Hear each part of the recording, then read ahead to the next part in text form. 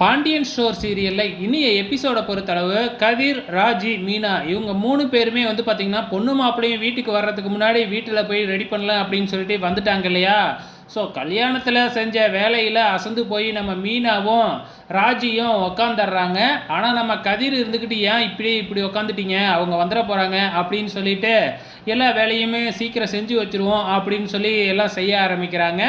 So விளக்கு ஏற்றுறதுலேருந்து ஆரத்தி கறக்கிறது எல்லாமே செய்யணும் இல்லையா. ஆனால் இங்கே நம்ம ராஜிக்கும் மீனாவுக்கும் வந்து பார்த்திங்கன்னா ஆரத்தி தட்டை எப்படி ரெடி பண்ணுறதுனே தெரியல. ஸோ அந்த சிகப்பு கலரில் தண்ணி வரணும்னா என்ன பண்ணணும் அப்படின்னு தெரியவே இல்லை. சரி ஃபோன் பண்ணி கேட்கலான்னு பார்த்தா 3 பேருமே ஃபோனை அங்கே கல்யாண மண்டபத்தில் யார்கிட்டயோ கொடுத்து வச்சுருக்குறாங்க. ஃபோன் பண்ணி கேட்க முடியல. கடைசியாக நம்ம ராஜியோட பாட்டி ஆப்போசிட் வீட்டில் உக்காந்துருக்குறாங்க. அவங்கக்கிட்டே போய் கேட்டுருவோம் அப்படின்னு சொல்லிட்டு நம்ம மீனாவும் ராஜியும் போயிட்டு பாட்டிக்கிட்ட கேட்க ஆரம்பிக்கிறாங்க. ஸோ பாட்டி வந்து பார்த்திங்கன்னா எல்லா விவரமும் சொல்லிடுறாங்க.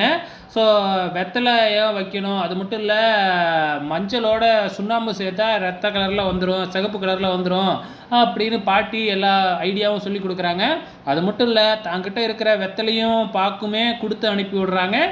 அதை வச்சு வந்து பார்த்திங்கன்னா அதே மாதிரி பாட்டி சொன்ன மாதிரி தயார் பண்ணி வெளியில் கொண்டு வந்து பாட்டிக்கிட்டையும் காமிக்கிறாங்க. அதே நேரத்தில் பொண்ணு மாப்பிள்ளையும் வீட்டில் வந்து இறங்குறாங்க. ஆரத்தி எடுத்து உள்ளார கூப்பிட்டுக்கிட்டு வராங்க. இதுதாம்மா நீ மேற்கு வாழ போகிற வீடு அப்படின்னு சொல்லி நம்ம தங்கமேலுக்கு எல்லாத்தையும் அறிமுகப்படுத்தி வச்சு பாலும் பழமும் கொடுக்குறாங்க. ஸோ இன்னைய எபிசோடில் இதுதான் நடந்திருக்கு. வெயிட் பண்ணி பார்க்கலாம் நாளைக்கு என்ன நடக்க போகுதுன்னு.